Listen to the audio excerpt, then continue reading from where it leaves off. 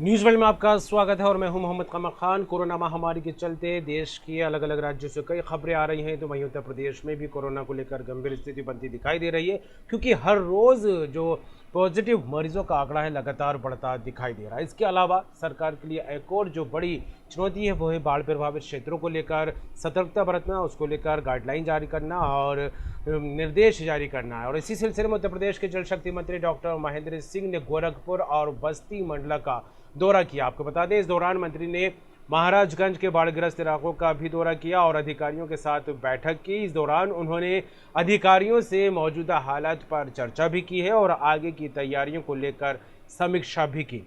मंत्री ने कहा है कि एनडीआरएफ और पीएससी की टीमें पूरी तरीके से मुस्तैद हैं।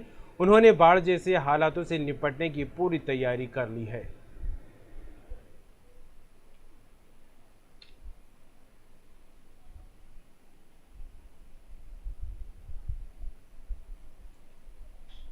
बाढ़ प्रभावित क्षेत्रों का आज दौरा किया जल शक्ति मंत्री डॉक्टर महेंद्र सिंह ने गोरखपुर और बस्ती मंडल का दौरा भी किया है। और सीधे रुख करेंगे, स्टेट एडिटर हमारे साथ जुड़ गए हैं आरसी भट्ट जी। बाढ़ प्रभावित क्षेत्रों को लेकर कई दिनों से कवायद की जा रही हैं, हालांकि मानसून नहीं भी आया था, उससे पहले से बैठकों का दौर जारी था, दिशा निर्देश जारी किए जा रहे थे, गाइडलाइन बनाई गई थी और जल शक्ति मंत्री आज दौरा करने भी पहुंचे। क्या कुछ ताज़ा अपडेट निकल कर सामने आया?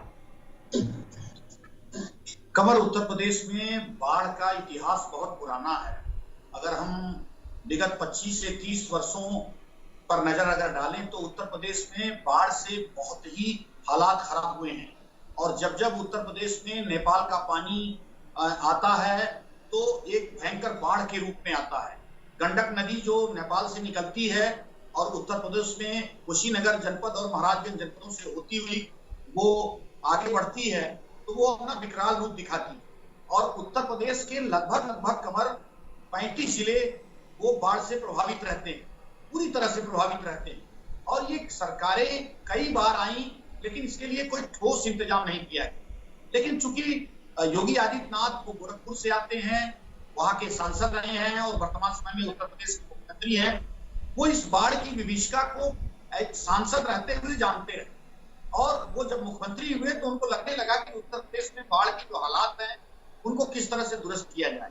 यानी कि जो बंदे हैं, उसके साथ साथ जो नाले हैं, उनकी लगातार मरम्मत, मॉनिटरिंग, क्योंकि वो बार बार टूटते थे और टूटने के बाद जो है वो विकराल रूप में पूरे गांव को जल प्लावन कर देते थे और जिससे जन और धन दोनों की हानि होती। तो इस समस्या के लिए ठोस प्लान बनाए गए। बात अगर हम गोंडा की करें तो एलगिन चरसड़ी का जो बांध है उस पर सैकड़ों करोड़ रुपए खर्च हुए बसपा और सपा सरकारों में, लेकिन वो बांध कहीं न कहीं हमेशा जो है वो करोड़ों रुपए ले जाता है और बह जाता है। तो इस चीजों की चिंता लगातार मुख्यमंत्री को थी और विगत 3 वर्षों में उत्तर प्रदेश में बाढ़ बचाव के लिए लगातार सरकार काम कर रही है। और जब से जल शक्ति मंत्री उत्तर प्रदेश के जब महेंद्र सिंह ने कार्यभार संभाला है तो निश्चित रूप से उनको लगने लगा है कि बाढ़ से बचाव के लिए कहीं न कहीं ठोस इंतजाम करने चाहिए और उस दिशा में कहीं न कहीं लगातार काम करने की कोशिश की। अब इस समय मानसून पहले आ गया, लगातार पानी जो है वो नेपाल से निकल रहा है, उसके पहले कोविड-19 का प्रकोप वर्तमान में चल रहा है। तो इस दिशा में कहीं न कहीं सरकार के सामने बड़ी चुनौतियां थी बाढ़ बचाव। लेकिन गंडक के जो इंजीनियरों ने और गंडक के जो मुख्य अभियंता, प्रमुख अभियंता गंडक और खासतौर पे प्रमुख अभियंता बाढ़, इन तमाम लोगों ने जो है बड़ी कोशिश की और कोशिश करके कहीं न कहीं अब तक बंदों को बचाए रखा। आज जल शक्ति मंत्री अगर हम बात करें तो हवाई सर्वेक्षण उन्होंने कुशीनगर, महाराजगंज, बस्ती और सिद्धार्थनगर इन तमाम जनपदों का उन्होंने हवाई सर्वेक्षण किया। और जो सबसे सेंसिटिव बंदा है जो हर साल लगभग टूट जाता है लेकिन अभी तक वो बचा हुआ है, भभुआ खास जनपद कुशीनगर का एक ऐसा बंदा है जो बंदा टूट जाता था। पिछली सरकारों में करोड़ों के काम हुए लेकिन वो बंदा हमेशा टूटता रहता। वहां आज मंत्री जी दौरा किए और वहां उन्होंने जिस तरह से भारतीय जनता पार्टी की एक सरकार का एक एजेंडा है कि नदियों को देवी माना गया है, उनका पूजना अर्चना किया जाता है और उसके साथ साथ जो है उनकी आरती की जाती है। और जिस तरह से जल शक्ति मंत्री ने नारायणी नदी का गंडक नदी का उन्होंने पूजा अर्चना किया और उसके साथ साथ आरती की।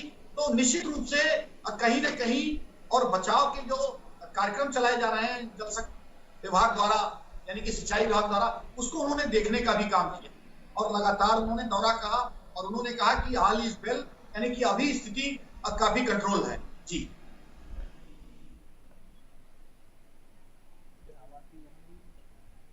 बिल्कुल भट्ट जी, अब देखने वाली बात होगी कि जिस तरह से कदम उठाती सरकार दिखाई दे रही है बाढ़ प्रभावित क्षेत्रों को लेकर, आगे क्या कुछ इंतजाम और होते दिखाई देते हैं। लेकिन जिस तरह बात की जाए, उत्तर प्रदेश में एक और बड़ा मामला सामने है सरकार के लिए चुनौती का, वो है कोरोना वायरस से क्या कुछ स्थिति देखने को मिल रही है। क्योंकि पिछले 24 घंटे के आंकड़ों पर नजर दौड़ाई जाए तो 1733 नए मामले सामने आए और 1084 लोगों की मौत भी हो चुकी है। हालांकि जिस तरह देखा जाए, सरकारी दावे जो सामने आ रहे हैं वो ये है कि स्वास्थ्य व्यवस्थाओं को जो है दुरुस्त कर लिया गया है, लेकिन बावजूद इसके आंकड़ों की जो बढ़ोतरी है वो कम होती नजर नहीं आ रही है।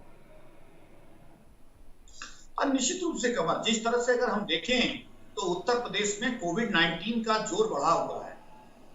मतलब ये आप साफ समझिए कि कहीं न कहीं इसका जो प्रकोप है वो तेजी से फैलता जा रहा है और लगभग 54,000 के आसपास मरीज अब तक उत्तर प्रदेश में पाए गए, यानी कि 24 करोड़ की आबादी है, 54,000 मरीज पाए गए हैं।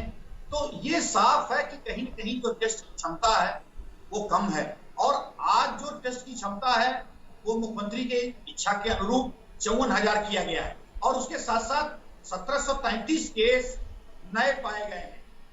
जो कोविड-19 से प्रभावित क्षेत्र हैं, अगर हम उत्तर प्रदेश की राजधानी लखनऊ की बात करें तो यहाँ भी लगभग अगर हम 24 घंटे का आंकड़ा देखें कल का तो 300 से अधिक मरीज पाए गए। इसी तरह से आगरा की अगर हम बात करें, नोएडा, गाजियाबाद, कानपुर, सहारनपुर, मेरठ, इन तमाम जगहों पर तेजी से कोविड-19 अपना पैर पसार रहा है और सरकार ने इन जनपदों के लिए नोडल अधिकारियों की नियुक्ति की है। अभी उन्होंने जल शक्ति विभाग के अपर मुख्य सचिव टी वेंकटेश को अयोध्या का नोडल अधिकारी कल बनाया गया है। इसी तरह जो तमाम वरिष्ठ IAS अफसर हैं उनको तमाम जिलों का प्रभार दिया गया है कि आप जाइए जनपदों में और वहां पे सारी व्यवस्था जो है कोविड-19 से लड़ने की वो आप देखिए, मॉनिटर करिए, क्योंकि जनपदों में जिलाधिकारी कई कमजोर पड़ रहे हैं। प्रमुख सचिव चिकित्सा एवं स्वास्थ्य जो अपर मुख्य सचिव हो गए हैं उनको भी मैदान में उतारा गया है। उन्होंने भी थोड़ी दिन पहले आगरा का दौरा किया। आगरा की भी स्थिति काफी भयावह हो गई है और निश्चित रूप से सरकार की जो तैयारियां हैं, अब मरीजों की संख्या बढ़ने से कमजोर हो रही है। निजी अस्पतालों को हायर किया जा रहा है और निजी मेडिकल कॉलेजों में ऑलरेडी इलाज चल रहे हैं। सभी गवर्नमेंट के मेडिकल कॉलेजों में और अस्पतालों में मरीजों के बेड फुल हो गए हैं। हालांकि सरकार ये दावा कर रही है कि 1.5 लाख बेड बनाए गए हैं, लेकिन फिर भी ये कम है। उनको लगता है कि जब धीरे धीरे संख्या ज्यादा बढ़ेगी तो ये बेड कम हो जाएंगे। इसीलिए सरकार ने निजी क्षेत्र के जो हॉस्पिटल हैं उनको हायर किया है कि यहाँ कोविड-19 के बेड बनाए जाएंगे, अस्पताल बनाए जाएंगे। सरकार अपने संसाधन झोंकने का पूरा प्रयास कर रही है, लेकिन कहीं ना कहीं संख्या इतनी बढ़ती जा रही है जिससे कहीं ना कहीं सरकार को ये लगने लगा है कि आने वाले दिनों में तकलीफें बढ़ सकती। इसीलिए उन्होंने 2 दिन का लॉकडाउन रखा है, यानी शनिवार और इतवार 2 दिन पूर्ण लॉकडाउन होगा, यानी कि आवश्यक वस्तुओं की जरूरत की चीजें भी नहीं खुलेंगी और पूरी तरह से कंप्लीट लॉकडाउन रहेगा। तो सरकार किसी तरह से कोविड-19 के चेन को काटने की कोशिश कर रही है, लगातार अपने संसाधन बढ़ा रही है। टेस्टिंग की जो क्षमता है वो 54,000 है। अगर हम पिछले 24 घंटों का रिकॉर्ड देखें तो सरकार ने 54,000 लोगों के टेस्ट किए हैं।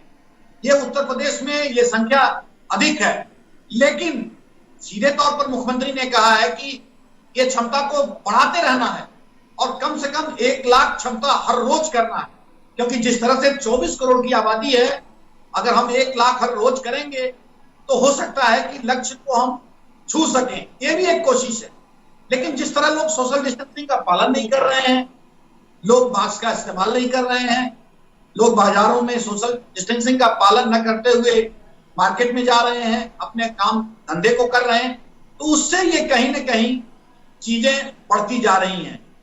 उत्तर प्रदेश के 4 मंत्री कोविड-19 के संक्रमण से ग्रसित हैं और उनका इलाज चल रहा है। पूर्व मंत्री घूराराम की कल मौत हुई, 30 मरीज से ज्यादा अधिक मौतें कल हुई हैं। तो ये आंकड़ा बड़ा है। 1000 से अधिक लोगों की उत्तर प्रदेश में अब तक मौतें हुई हैं। सरकार चिंतित है। सरकार को ये लगता है कि अभी और ज्यादा काम करने की आवश्यकता है। मुख्यमंत्री लगातार टीम 11 के साथ बैठक कर रहे हैं, लेकिन निश्चित रूप से जो संसाधन है, वो संसाधन जो चिकित्सा स्वास्थ्य विभाग के पास है, चिकित्सा शिक्षा विभाग के पास है, वो कहीं ना कहीं अभी नाकाफी है।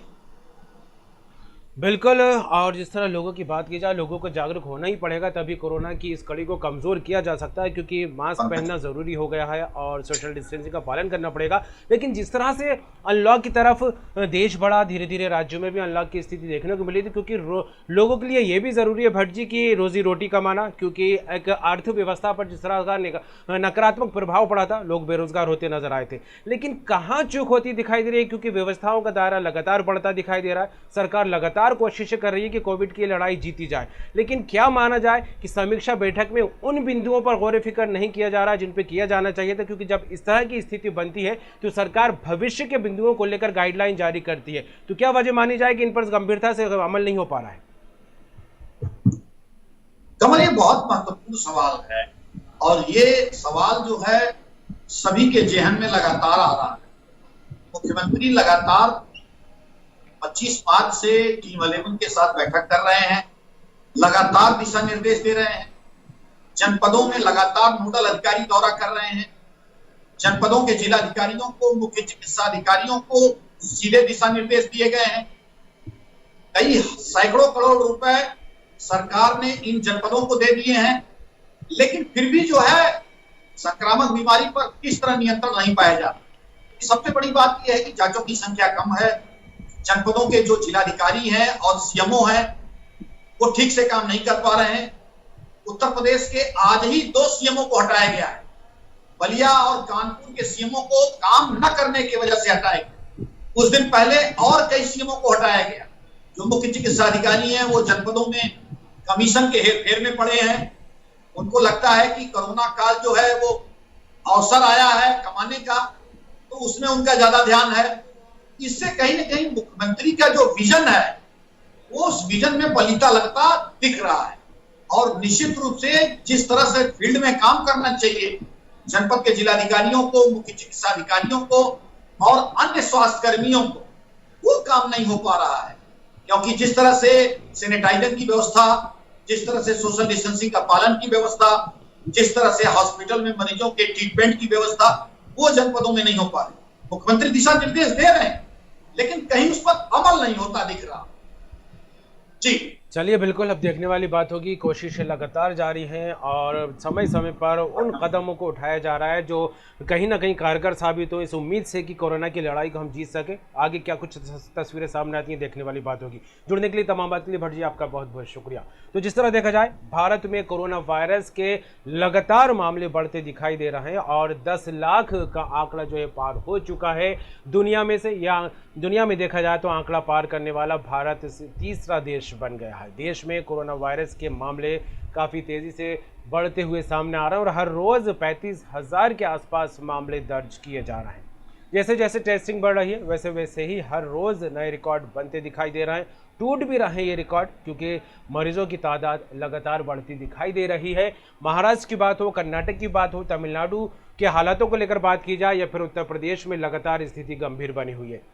हालांकि इन राज्यों की सरकारें भी लगातार गंभीरता से कदम उठाती दिखाई दे रही हैं। समीक्षा बैठक की जा रही है, गाइडलाइन बनाई जा रही है, एक रोड मैप तैयार किया जा रहा है, लेकिन बावजूद इसके कहीं ना कहीं जो है इस पर अंकुश लगता दिखाई नहीं दे रहा है। और ख़ास बात यहाँ पर बता दें कि लोगों को भी जागरूक होना पड़ेगा, तभी इस लड़ाई को फतेह किया जा सकता है। क्योंकि सोशल डिस्टेंसिंग का खासतौर पर ध्यान रखना है और जब भी भीड़ भाड़ वाले इलाके में जाएँ, मास्क ज़रूर पहनकर जाएँ और अपने हाथों को सैनिटाइज करें। सैनिटाइज नहीं कर रहे हैं तो बार बार साबुन से धोते रहें, तभी इस कोरोना की कड़ी को कमज़ोर किया जा सकता है और इस बड़ी चुनौती को जो है एक जंग के रूप में लेते हुए फतेह किया जा सकता है। फिलहाल देखने वाली बात होगी कोरोना को लेकर आगे क्या कुछ तस्वीरें सामने आती हैं। दीजिए इजाजत, बाकी खबरों के लिए देखते रहिए न्यूज़ वर्ल्ड।